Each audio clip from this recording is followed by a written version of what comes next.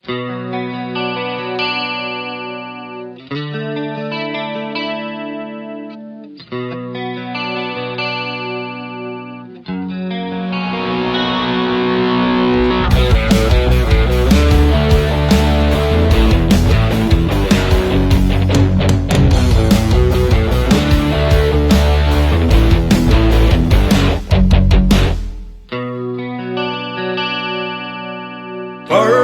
chuang khun mi dòng chim lâu par đồ tê căn dòng khe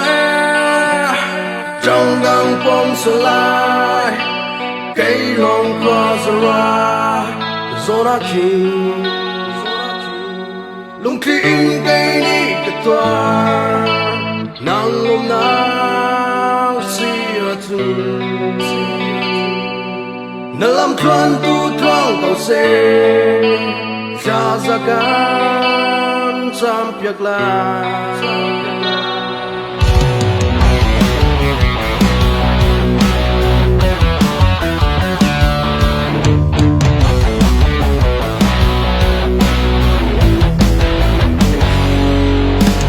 con xe tốt là tu chân tu chi cha sang đi ăn lao đi ra chân lạc na tu dân mang vang kia ăn lao đi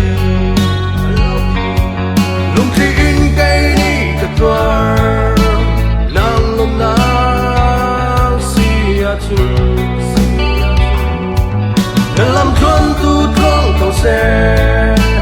cha ra gan chăm việc làm dân mang băng ăn lâu đi trả lệ dây ruộng tàu hẹn mô cất đi dòng cha bia cam để trả đi trong tầng phố min nang nal hiam tôn chân chân chu man se gan ro chan lâu du chân đi nam he gan cha tôn bia chu san mang băng